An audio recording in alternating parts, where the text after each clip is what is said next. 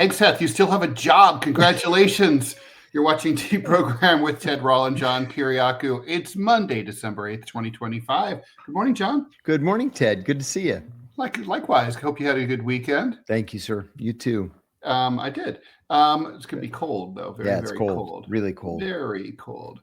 So lots to talk about today, as always. I think I'm always going to be saying that because it's always going to be true. So Hegseth, speaking of which, the WarSec or DefSec, depending on your politics, has declared an end to the age of American utopian idealism. I missed it. I must have been sleeping, but when that happened. But anyway, no more Mr. Nice Guy, as we declared in the title of today's show. Also, the Supreme Court is poised to, I think, rule in favor of the administration in Trump v. Slaughter, which is going to have some huge implications in terms of the way that the federal government works and in terms of its independence from the executive branch. We'll talk about that. I suspect, as a former federal government employee, you have a few things to say about that, John. Thailand and Cambodia are back at it. So the question is, will Trump step in to try to rescue the ceasefire agreement that he negotiated 2 months ago? And also, and this is not last but not least, this Netflix Warner Brothers deal obviously has clear monopoly implications. I mean, literally, when I go to watch TV, I literally am like, my two favorite networks are either Netflix or HBO Max. I literally look at those two. I mean, these two will now be one. There's going to be fewer places for people like us to pitch in Washington. It's a monopoly, and it looks like Trump's aware of it, and he's saying that he's going to consider it. He's going to be personally involved in this decision. Which is highly unusual at all. Yeah. The more people who question it, the better. So anyway, there's that. As always, we're here Monday through Friday, 9 a.m. Eastern time. If you have questions or comments, please post them in the live chat. We are fully monetized back on YouTube.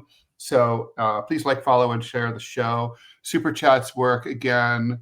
I think that's about all the housekeeping we have to do until we do an ad. So, John, what do you want to do? Well, let's talk about Hegseth. I have to say that I wasn't paying very close attention to Hegseth yesterday until you sent me this piece. This utopian idealism. What the heck's he talking about, Ted? Yeah, you're living proof of the fact that there was no such thing. No. Is he talking about this alleged wokeness in the military? Is that what this is about? If so, why didn't he say this a year ago? Yeah, it's very vague. Yeah, it's vague. He's basically this is a new national security agency. New national security strategy that basically says that we're going to be looking out for America first. Here's a quote. In his speech, Hegseth said, the U.S. shouldn't be distracted by democracy building, interventionism, undefined wars, regime change, climate change, woke moralizing, and feckless nation building. We will instead put our nation's practical, concrete interests first. First of all, I want to just say, never have I agreed with anything Hegseth has said more in my entire life. Exactly right.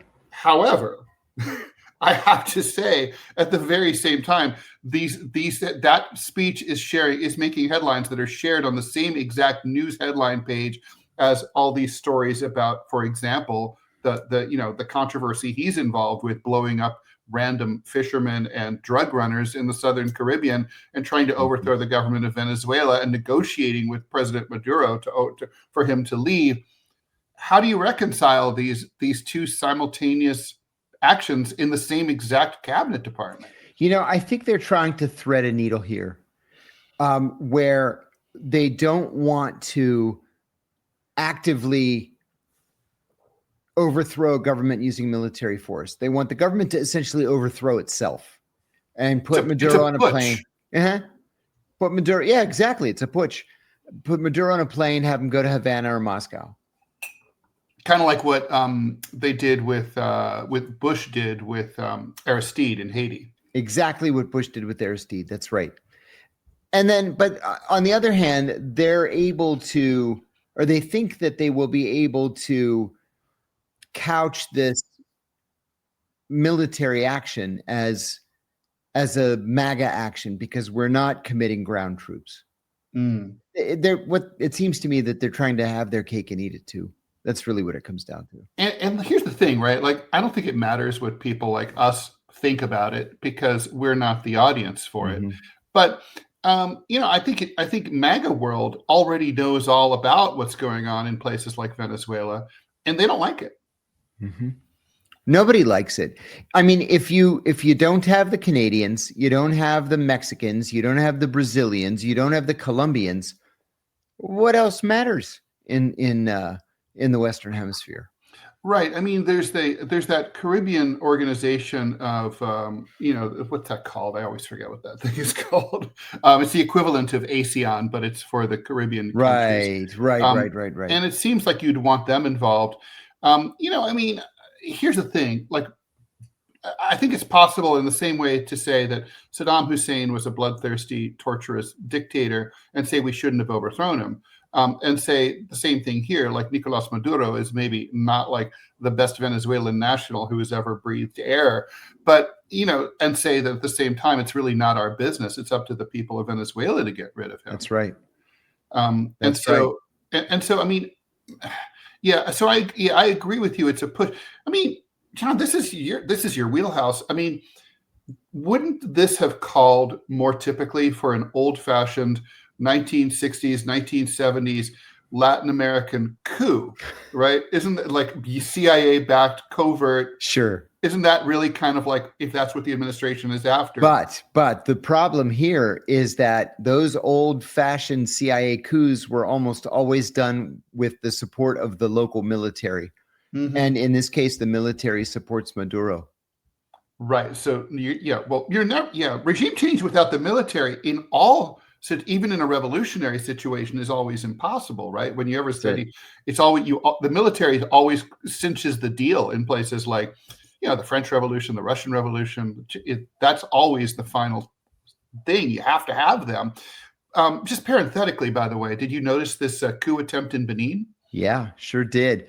The government announced, I should say the military announced that a coup had taken place. And the president says, "Oh, not so fast. I'm in charge. You're all under arrest." There was a coup attempt, but it was unsuccessful.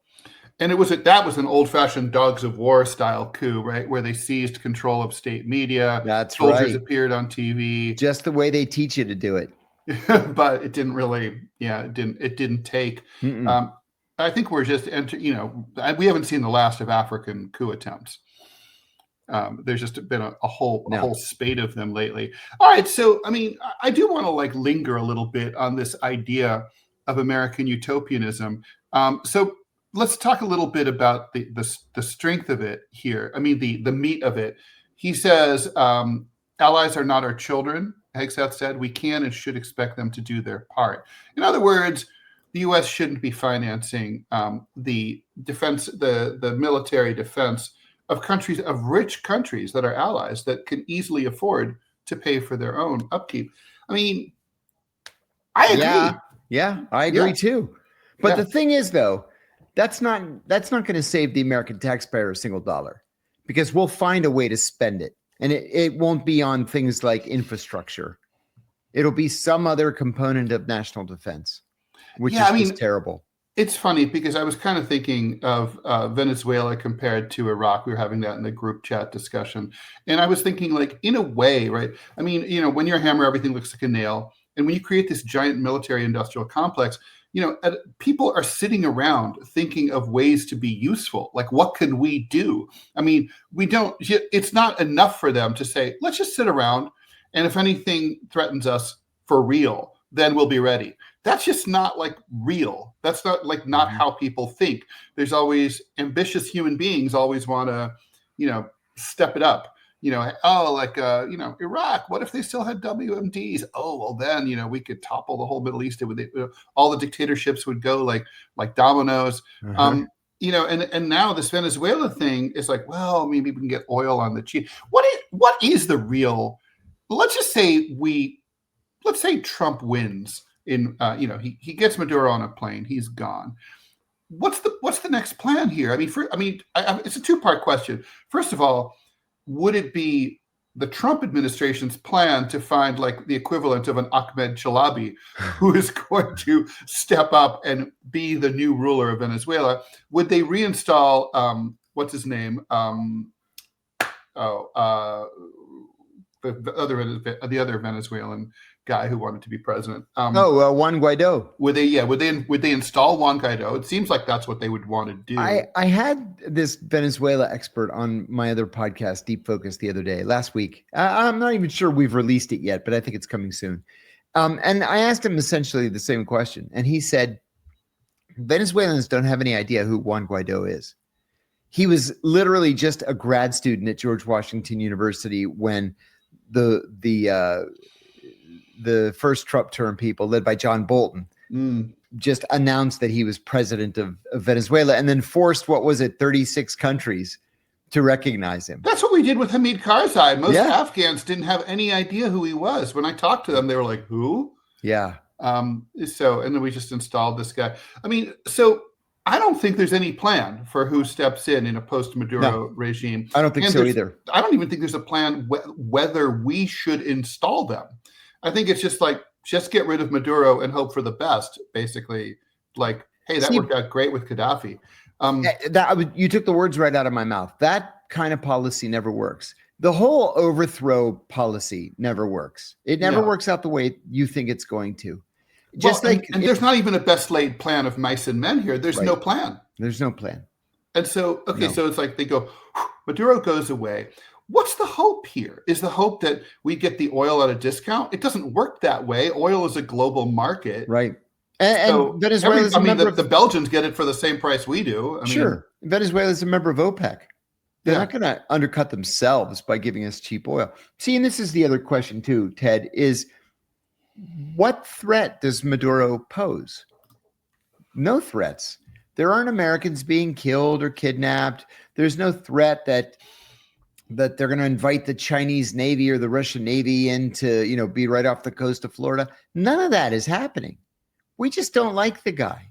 Well, that's the thing too, though. Here's the thing that I get, right? Like, so we have bumper sticker politics in this country, right? I mean, Americans be working 60 hours a week. They're too busy to follow everything to the extent that they even want to. Now, if you target Iran, which is foolish, but at least there it's like, okay, the skids have been greased from a propaganda point of view. Yes. Like everyone knows, like the Ayatollah was evil with his big bushy beard, and like that the hostages and 444 days, they know about that. People have it's in our national consciousness. Russia, the Cold War, Stalin, all that stuff. But Venezuela, I mean, the American people have not been propagandized to think that Venezuela is anything to even think about at all. Yeah. So how can you? So there's not going to be any support for this. No, you remember just after 9/11, everybody in America wanted to go to war and just destroy Afghanistan and destroy Al Qaeda. Which, by the way, I think, just to interrupt quickly, I think that had a lot to do with the fact, again, that the wheels had been greased because of the Taliban mistreating women, blowing up the Buddha statues a year before. Anyway, go ahead. Yeah, I mean, you kind of took the words out of my mouth. There was kind of it was easy to convince Americans. You didn't even have to do any convincing. Everybody saw 9/11. They saw it all play out on TV. We wanted to kill everybody. There is no such background with Venezuela. What have the Venezuelans done to us? It doesn't make any sense. No. And then like this whole, the whole shtick here, and this, I guess this goes into sort of Fox News echo chamber stuff. Whenever the United States, when the right wants to say that there's a problem, like let's say, opioids, we'll say like they've declared war with using opium. The migrants are a war. It's an invasion. So they use military terms to adhere to these phenomena that are not military at all. I mean, we can. I'm against illegal immigration for sure, and I believe in a strong border. But it's not a war. It's not an invasion. These are people coming to find jobs and make more money, right, and get a better life. That's what they're here for. And it's sort of so. I mean, the thing is, when you only are playing to half the audience, because only half of Americans watch Fox News and follow all this stuff. I mean, your ceiling of support, of popular support, is inherently low. I mean, even if you get 100%, ideological acquisition of the people you're targeting, that's only 50% of the country. You're never going to have enough to really sustain a military conflict. No, you're absolutely right. I see in our internal chat, Robbie is taking exception about the word invasion. It is an invasion. Robbie, shall we pop him in? Robbie, sure, pop in. Robbie, all right, Robbie, say your piece. It is an invasion. Well, you can tell by the immigrant Air Force and the terrible heavy weapons the immigrants are using against us. No, I mean, no, serious question here. If there's any other country in the world where you had 100 million people come in, would any other nation not consider that any kind of anything other than what it is, which is an invasion? But first of all, that's not true. It's not 100 million people. No. Well, look, a million is too many. Okay, but it's still. I completely agree. But it's not. I mean, for example, let's just say France. Okay, what would happen to France if you say? Well, they have had a huge illegal immigration problem. Yeah, I that's my point. And the thing is, like, the French are actually doing something about it. Whereas I don't know if y'all saw Tucker Carlson when he was interviewed Piers Morgan on his podcast last week, and he pointed out though. So Piers says that the native Brits are going to be a minority in their country in like 20 years, and Piers Morgan's like, "What's wrong with that? Like, seriously? That's national suicide by demographic change." But that is exactly what that is. But we're not. Nobody here is arguing for illegal immigration. What we're saying is it's not an invasion. It's a flow of people. Like, for example, many times, hundreds of thousands of Afghans, millions, have crossed the border into Pakistan. Yeah. And it's happened a bunch of times. And then they go back home when the conflicts are over. I mean, it's kind of like that flow keeps happening. The Iranians have also taken in lots of Afghans. And so the Iranians and the Pakistanis don't look at it as an invasion. It's a flow of people. It's a migrant flow. Okay, you're both students of history. When the Goths, the Visigoths, and the other Germanic tribes were going across the border into the Roman Empire, was it considered an invasion? Well, that was the answer is yes. Those were armed forces, right? These people are armed with drugs and also armed with economic warfare. You're making my point for me, Robbie. Yeah, I know I am, and you're totally saying. I mean, you're just saying what I'm saying, that you're adhering military terms to a non-military situation. That's all. Because it is a military term. That's exactly what it is. I fundamentally disagree. Okay, all right. Bye, Robbie. We'll talk later. Okay. So, but I'm glad he's here to say that, because it's important to represent that. A lot of people agree with Robbie. Yeah. NPC, let's do some questions, John. Yeah. NPC 3PO. How many countries in Africa does France still control after up to and including the coup attempt in Benin? That's a good question. Good question. I'd have to count. I don't know, actually. Certainly, that number has declined. They lost Burkina Faso. They lost Niger, right? They lost, I guess, pretty much. I'd say Mali is pretty much lost. Yeah, they physically withdrew from Mali. What, a year ago? But 10 months ago, John, I got to tell you, I don't think. I think the French are harder to get rid of than herpes. I think they'll be back. I think when Macron, who is such a weak leader, is gone. It doesn't even matter if it's a lefty or a righty. Mm-hmm. France will be back in post-colonial Africa, because they always are. I mean, sort of the way the tradition has always been in the post-colonial world, that the former colonial power always either has an excuse or a duty, white man's burden, to step in and fix if there's like any kind of outbreak or a coup or a genocide. Like, they're supposed to go and mop it up. Mm-hmm. And so that will be there will be calls for that. Like, you guys broke this African country, you have to go fix it. I would say that is especially true in the Sahel. Mm-hmm. Just as the going got tough, the French bugged out. Like, now is the time where the world legitimately would like to see French troops just destroying Al Qaeda. Agreed. Protecting children I got to hand it to the French. One thing that I like about them when they do these things, to the extent that it is a violation of sovereignty and all that, but I like it. They send in small forces. Yeah, they do. They send in maybe 2,000 troops.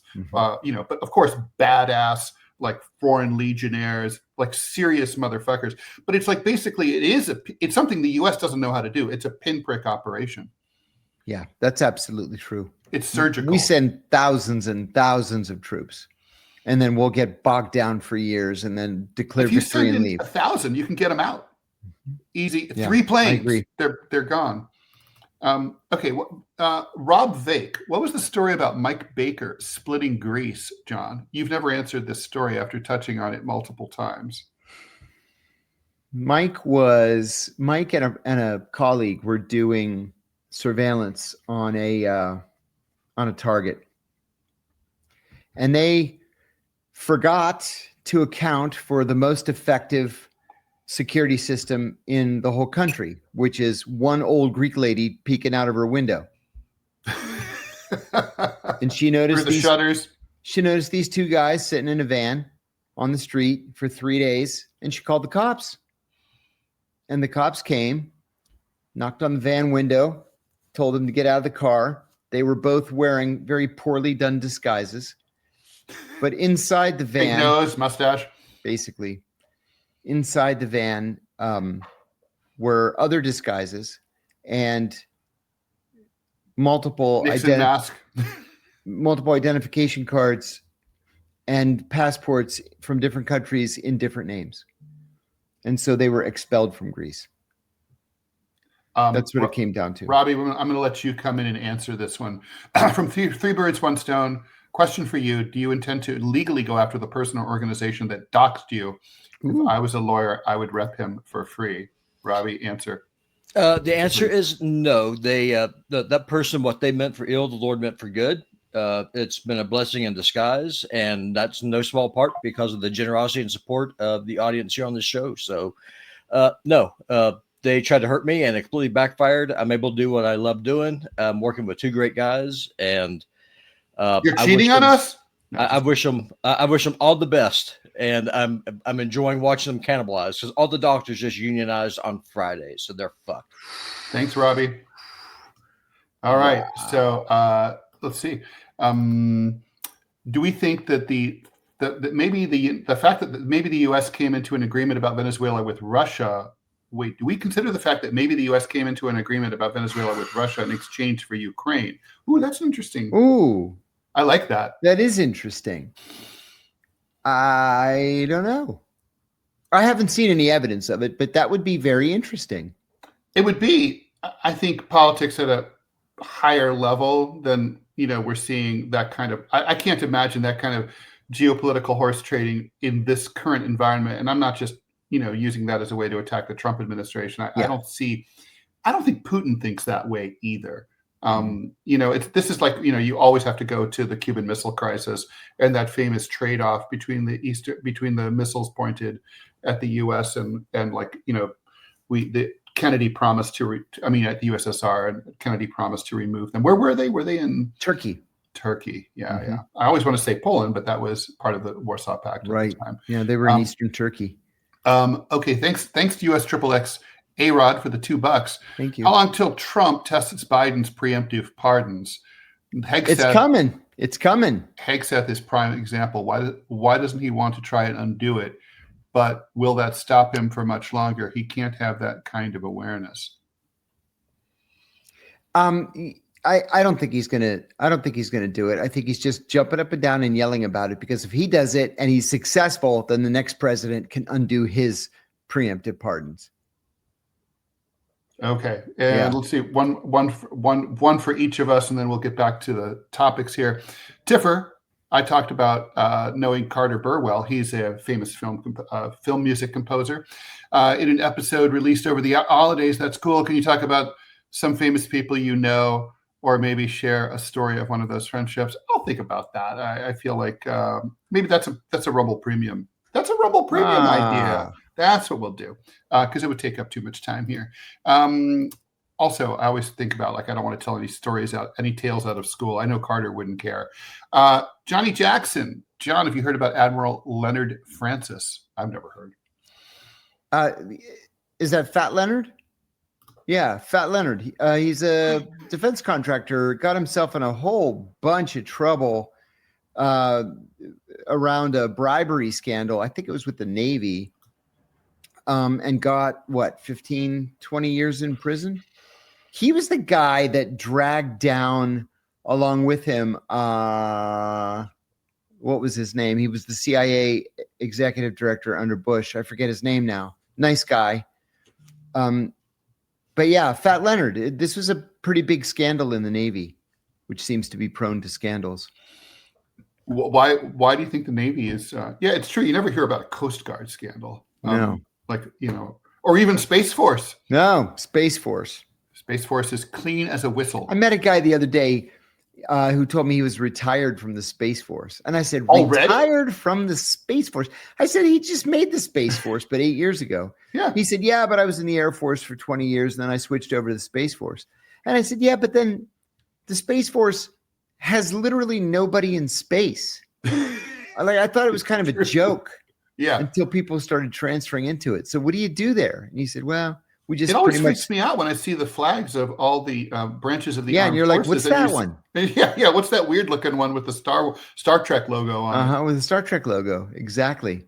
Which they did on purpose. Did they really? Well, I'm glad it was on purpose, actually. Just like, you remember the early flip phone called the StarTech? Yes.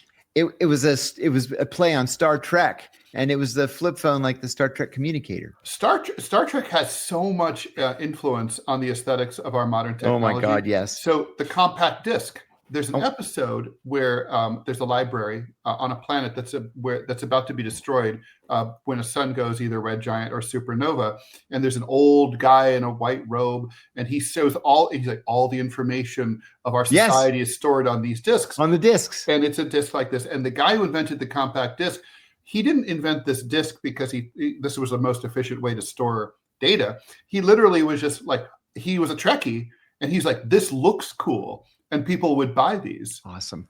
And also the iPad. I want to show you something. Same thing. I want to show you something. Hold on.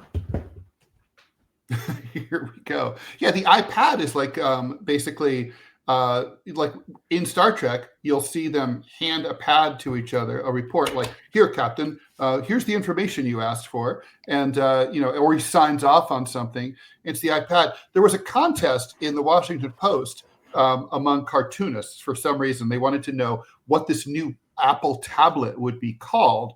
And I won the contest because I said, I think they're going to call it the iPad after Star Trek. Check this out. Let me make sure that this is an actual dilithium crystal from Star Trek. I bought it from Scotty's son. No way. Yes, I did. 10 years So what's ago. it really made of? Do we know? Is it quartz? Yeah, it's just quartz. I figured it had to be something like that. Cool, right? So okay, I'm going to answer one of the questions about like friendships. So I got to know Joe Jackson, the singer-songwriter. Is she really going How cool out is that? with him? That's fantastic. And one of the most magical memories I had was I was invited over to his apartment in New York for a small gathering of people to do for New Year's Eve. And at midnight, he came out with his keyboard and performed just for like the 15 of us, All for Auld Lang Syne, which was amazing because it's Joe Jackson. Anyway, his bathroom is Star Trek themed. And he had like a tricorder, he had a communicator, all from the original series in the bathroom. He had like all sorts of ephemera from the first season series. I love it. I love the original one. I never really took to the other ones, but the Really? original. I have to say, I mean, Next Gen is pretty fucking awesome. You got to get past the first season because the first season is way too much about establishing characters, right? And like it hadn't really found itself. Also, Deep Space Nine is fun too, even though it's got some magical realism in it, which I'm generally opposed to. But Voyager, I liked it. I'll check it. The Enterprise sucks. Never watch it. It too blows. Bad. Yeah. Oh, it does have this like insanely hot woman in it, and who's always like taking showers in the steam room and stuff, and you're just like, I know why we're doing this, but really, anyway. So all right, so let's talk about. Shall we talk about Thailand and Cambodia? That seems like it's worth some. Yeah, I thought that conflict was solved, and we had peace. Apparently, I was wrong. And I'm unclear, Ted, as to what exactly it is they're fighting over. It can't really be this little island in the river with the abandoned temple on it. It can't be. Well, as you know, the Thais are fiercely nationalistic. Yes, fiercely. Thailand is one of the only countries in the world that's never been successfully invaded by anyone else. And basically, they're like temporally, right? Temperamentally, these people are basically, we're calm and peaceful and Buddhist. And if you fuck with us, we will kill you 6 ways till Sunday. And they mean it. We never start anything. We finish everything. That's the Thai way. I respect that a lot. And anyway, the thing is, the French drew this map, right? We talked about this earlier, so I'm not going to redo the whole thing. But anyway, there's the French colonial map caused this fuck up, and Cambodia is claiming, and Thailand both claim this little border area. I think that the Thais are claiming the Cambodians started it up and shot at their border guards. Right. So they claim this is retaliatory. Fuck you. We're taking it over. You know, we're fighting back. They bombed Cambodia. Obviously, you and I talked about this, that there's no world in which the Cambodians can ever beat the Thais at anything. Not a chance. So I guess, nope. I think I have to think this is for domestic Thai political consumption. This is about national pride. It's about like, no one fucks with us. I think it's kind of like Thailand's like a little United States down there in Southeast Asia. Like do not even think about it. I really think it's just about that. I think you're probably right. And these little border disputes, they happen all around the world. We have border disputes with Canada, with Haiti. They're all over the place. It's just most countries don't act on them. Plus these frozen conflict zones in the former Soviet Union. I mean, it's amazing when you think how little violence there's been associated with those. Agreed. Oh, interesting breaking news, which is related to one of our stories here. Paramount Skydance is stepping into the breach.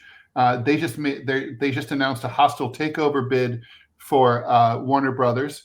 They're challenging a $72 billion bid by Netflix. John, that number keeps changing. I keep seeing 82 billion versus 72 billion. Paramount's offer, though, is bigger than both. They're offering 108, according to Variety, which I would say probably has sourced it well. So it's not over. Interestingly, I would, at first thought, Paramount might be viewed more favorably by federal regulators as a suitor than Netflix, because Netflix is really in the same exact business as many of the component parts. Yes. Of Warner Brothers. Yes, you're right. Not so much about Paramount. Not as much with Paramount. I mean, they have streamers. They have like Paramount Plus and stuff. I agree, but it's not a natural fit like the other would be. So it's like, they could make a synergistic argument better than But than Netflix can. But the bottom line of all this, as you said when you opened the show, is that it's just quashing any real competition. Like everything we consume in terms of media is all owned by one of 6, soon to be 5 companies.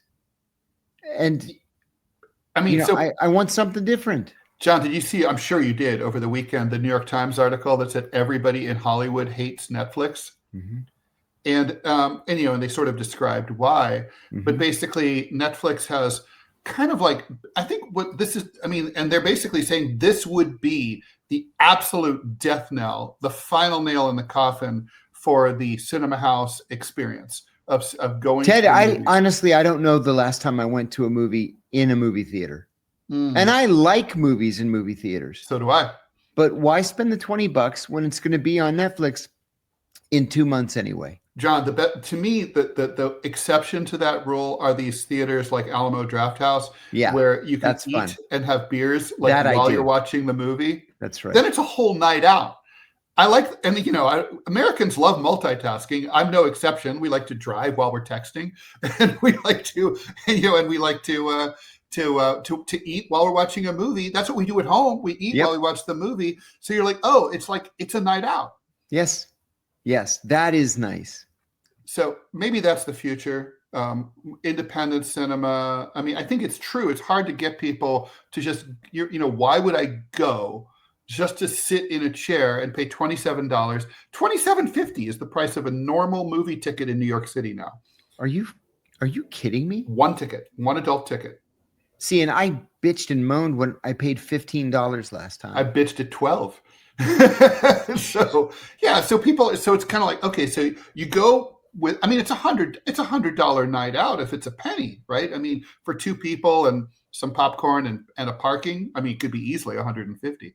So, are people going to do that when they have a 65-inch flat screen at home with like surround sound speakers and no one kicking the back of their seat? I mean, no, they're not. And not to mention the movies aren't staying in the theater for any length of time. So there's no sense of exclusivity. Whenever I see that a movie is out, I'm like, oh yeah, I'm interested in that movie. And in 3 weeks, I'll watch it on streaming. My son called me and said, you've got to see Spinal Tap 2. It's hilarious. I laughed through the whole thing. Big stars. Great. I said, great. I can't wait. I'll get around to it. Poof, it was gone. Now I'll just wait till it's out on Netflix. Yeah, there's just no point. Yeah. Mm-hmm. So, I mean, I guess the question is, this is a big question. I mean, should we, how like a lot of countries protect their business? Like, for example, the Europeans, they protect their farmers. They're like, it's very important for us to have not everything be big farm, big agribusiness. We want small family farms. So we pay, taxpayers who live in big cities willingly, happily pay to support small farms. It's a part of their national identity. Mm-hmm. In this country, should we, as part of our national identity, start thinking about certain lines of business? Like, it's just not America without a print newspaper in your town, or it's not America really without a bookstore, or without, whatever, a movie theater. I mean, should that be financed? I don't know, man, because it seems like a losing strategy to me. The world is going to continue to change. Yeah. I'm going to draw a parallel. In the early 20th century, the Indiana legislature decided that pi, 3.1417, whatever. Yeah, that's too complicated. So they voted and they passed a law in Indiana that pi equals 3. They did. You can. It's the ratio. It's the ratio of the circumference of a circle, to its diameter. And of course, pi doesn't equal 3, so it screwed everything up. And a year or two later, they had to retract the law. Because that would have impacts on like acreage and stuff, like land disputes. And that's exactly what happened. So it seems like we can try to slow. Change and slow progress, and it's gonna fail. We're gonna lose, and I feel like it's the same situation. Like Indiana is to Ohio as New Jersey is to New York. We used to always make fun of them. Oh my God, in Pennsylvania with West Virginia, absolutely. So we can say every town needs a print newspaper, which I agree with. I was a paper boy for 5 years. That's how I got started in life, right? Me too. At the age of 10. The Dayton Journal Herald. I was the morning. Newcastle News and the Youngstown Vindicator. Kettering Oakwood Times also. And but that's not going to slow the phase out of print newspapers. Just like, subsidizing a theater, which I also think would be great fun, isn't going to slow the demise of the theater. Right. No, I know, but I feel like there are ways. Like, for example, in Sag Harbor, the theater burned down, and there was there's a lot of rich people there, so they paid to rebuild it, and the theater came up with some really novel approaches. That they needed the capital to have the chance, and then like without having that like need to make a profit every single night. They had the breathing space to do things like, we're going to sponsor. You can have a kid's birthday party. I went to one of these things at the movie theater, and they played like Warner Brothers cartoons and stuff, and served food to the kids in the theater. You can have events. It's an event space, and it's like I like that. I like that. Hey, before we move on, too, Robbie says we have an ad, but I have a complaint from a viewer that I received over the weekend. All right, let's hear it. Ted reads the ads too quickly. I was doing you guys a favor. I'm trying to get through them. I don't know about you, John. I don't like, what is it, not enough time to go take a piss? Or I don't know, man. I'll tell you, I started doing ads for the very first time on Deep Focus. At least you don't have to say, go to www.johnlovesgold.com. That's www.johnlovesgold.com. Do you have gold in your IRA? See, I would want everybody to read the ads really fast. That's like on, like on radio when they do the station IDs for stations that have like multiple broadcasters, like, WQXR 104.6. Right.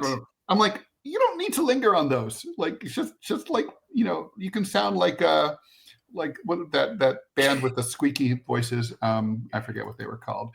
All right. Anyway, let's answer some questions. And Robbie, yes, whenever you're ready to put up that ad. And I'm sorry about that complaint that you got, John, but I'm going to read that ad faster than ever. Okay. John, do you feel the U.S. deserves the opioid crisis after doing the same to Russia with Afghan opium? I hate to say it, but yeah. Whoa. This was a precedent we set. And we don't really have the moral high ground to point the finger at the Chinese. The Chinese are just as guilty as we are. I have no love of the Chinese, that's for sure. But maybe I'm too much of an idealist when it comes to the kind of country that I think we should be, or think perhaps we once were. But yeah, we were wrong about poppy in Afghanistan. Well, just like the Chinese are wrong about fentanyl. Yeah, that's for sure. Okay, but I feel sorry for the victims. I do too. My brother-in-law died of an overdose. It's hard. Terrible. It's a terrible thing. It's hard to make it to 30 without knowing someone who dies of an overdose. You probably, all right, let's do this ad. You probably noticed Rumble is growing fast and it's not slowing down. They're building a real alternative to big tech that puts creators first and actually protects free speech. And now there's Rumble Premium, an easy way to upgrade your experience. With Premium, you get ad-free viewing across the platform, no pre-rolls, no interruptions, just the content you came for, plus Premium members unlock exclusive content like bonus videos, behind-the-scenes drops, and more from your favorite creators. Right now, Rumble's offering $10 off an annual subscription. Just go to rumble.com/premium and use the promo code STUDIO at checkout. That's rumble.com/premium, promo code STUDIO. No ads, more freedom, and content you actually care about. That's the deal. Okay, we have a lot of questions, John. So let's fly through them here. A more lighthearted question: do you guys have favorite conspiracy theories like the parallax view, 3 Days of the Condor, etc.? I love both of those. I loved Day of the Jackal. We talked about that. Day of the Jackal was so great. We did an entire, I would say All the President's Men counts as a conspiracy movie. Oh, that was terrific as well. What about Ronin? Great so movie. Underrated. Such an underrated movie. It's not a movie, but I would say the X-Files qualifies as the mother of all conspiracy, everything in broadcast. I agree. Very well done. A little bit ahead of its time. Totally. It almost failed, right? Like it basically was about to be canceled. It aired for 1 or 2 seasons or something like that. They were going to cancel it. And then Fox had something else fall through. So they were like, okay, just keep that rolling until we get our new thing up and running. And then that was the year it caught fire. David Duchovny, I saw him in an interview one time, and he was talking about a similar issue about how there are so many fingers in the recipe that becomes a TV series, that it's a miracle that any series succeeds. He said that he came up with this idea. He had a brother who died, and I think it was an overdose, but he came up with this idea for a drama on this family torn apart by drug addiction and, blah, blah, blah.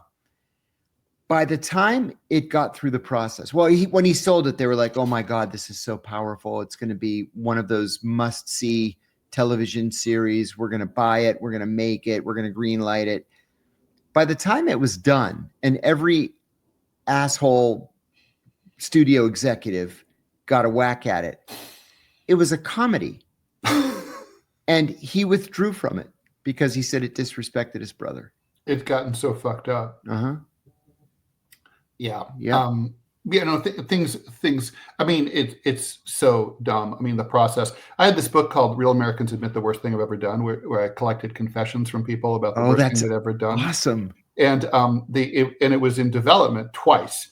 And the last time was like during the peak woke period a couple of years ago, and they were like, Ted, would you be willing to be the host of this? I was just going to sell the idea. I'm like, if you think, I mean, I don't care, but if you want me to, and then so they were like, yeah, we want you to be the host. Then they're like, we did some pitch meetings, and they're like, you're too white, and I'm like, okay, well, so they're like, do you care if the host is black?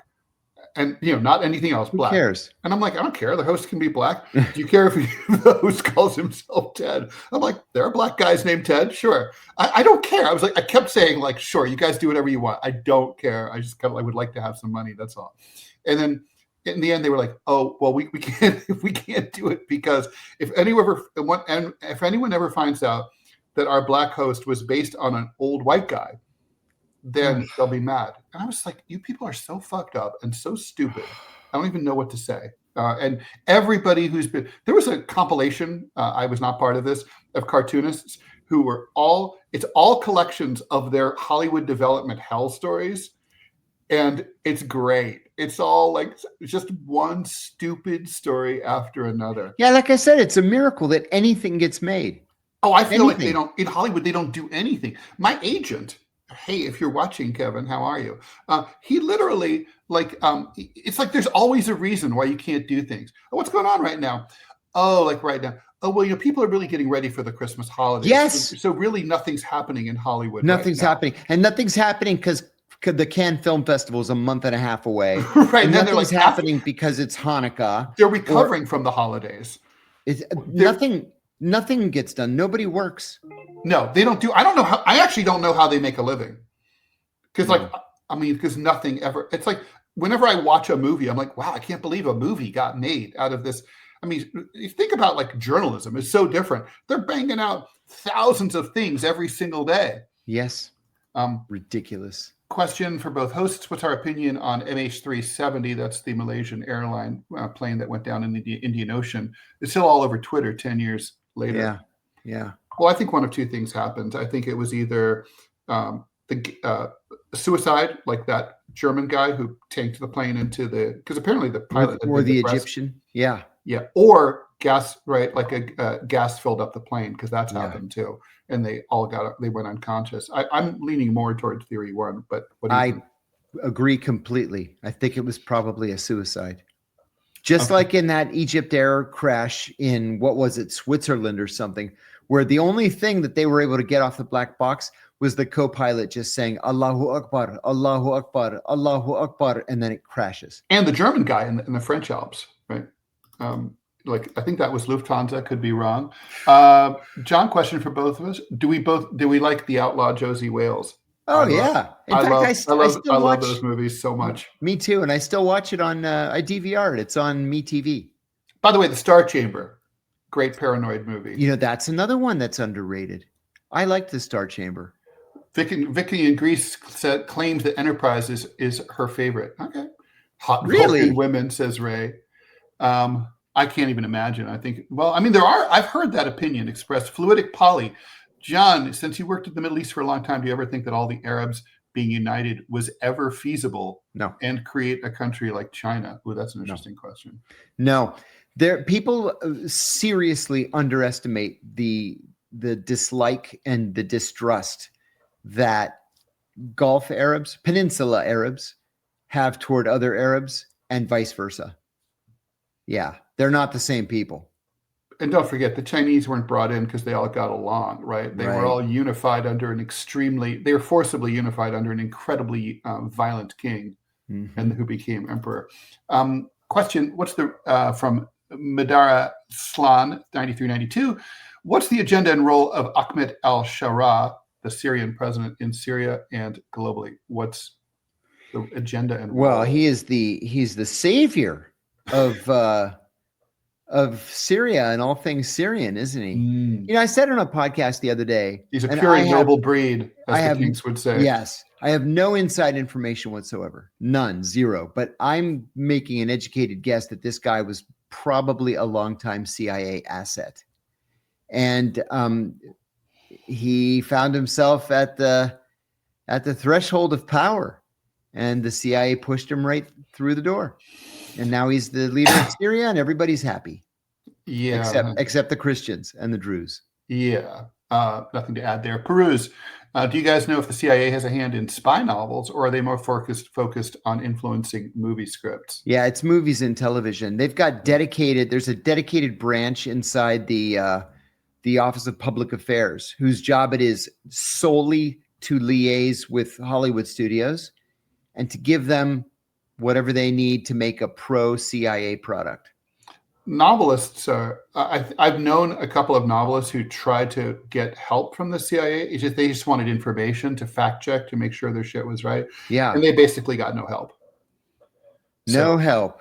Oh, tsunami, breaking news. There's a this is powerful earthquake. Yes. So CBS News is saying that a powerful earthquake has hit off the northern coast, off the coast of Hokkaido. Hokkaido is this giant island, sort of like off the coast of Siberia and Japan. There's now a tsunami alert of up to 10 feet. There's no danger, according to the U.S., of a tsunami hitting the west coast or the west coast of Canada or Alaska, because I guess they can tell which direction things are going. So we will, if we learn anything more about that, we'll let you know. John, from Freud, you talked about how Homeland, the show, is very close to reality. What specifically did they get right that Hollywood usually gets wrong? Good question.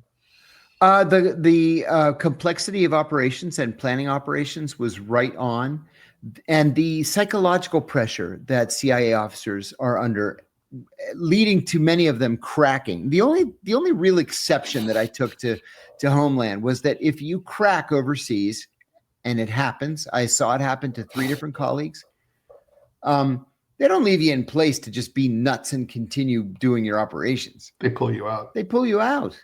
And they put you in a hospital until you're not nuts. And then they send you back overseas. I mean, people don't I mean, it's funny. I knew a guy he was a reporter. This is not the same thing at all, but it is kind of similar. He was stationed in Kabul in 2001, and he cracked after just 3 weeks. And 3 weeks? Like, 3 weeks. He was he was hanging out at the Intercontinental Hotel in Kabul, which granted was pre-renovation, but still, I remember we were all talking about what a pussy. You're you're in the wrong line of work, buddy. Yeah, we're sleeping hard on the ground outside, and you're hanging out in Kabul where nothing was going on really. It was all in his mind, right? I remember the last time I was in Kabul, I wanted to take my security detail and my translator out to lunch, and I said, let's get a nice lunch, right? Let's spend some money, nice lunch. So we go to this kebab place, and it was nice. They had like a fountain inside, and by Kabul standards, it was nice. Sure. They blew it up the very next day. The Taliban went in, just blew it up to 1 million pieces, killed a dozen people. And I remember thinking, that's unfortunate. Okay, well, now what are we doing today, guys? Yeah, you have to roll with the pressure, or the pressure's going to destroy you. You're right. It's like not the job for you. We talked about the Pearl Continental Hotel. I stayed at 2 of those that subsequently got blown up. Really missed that hotel. It was a great hotel. But anyway, we should talk a little bit before we go, and we'll try to get to more questions. Trump versus Slaughter. So this is really interesting. It's an echo of a 1935 case. Back in 1935, FDR fired a member of the Federal Trade Commission, which was an organization he created, right? A new agency. He didn't at the time. This guy was that he fired. God, what was his name? Humphreys.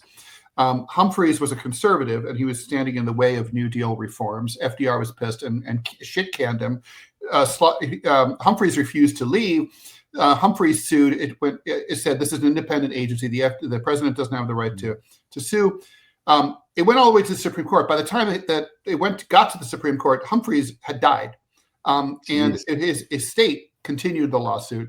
His estate won and said that the government owed compensation to his estate, and the Supreme Court agreed unanimously with Humphreys' estate, and that's called the Humphreys' estate case.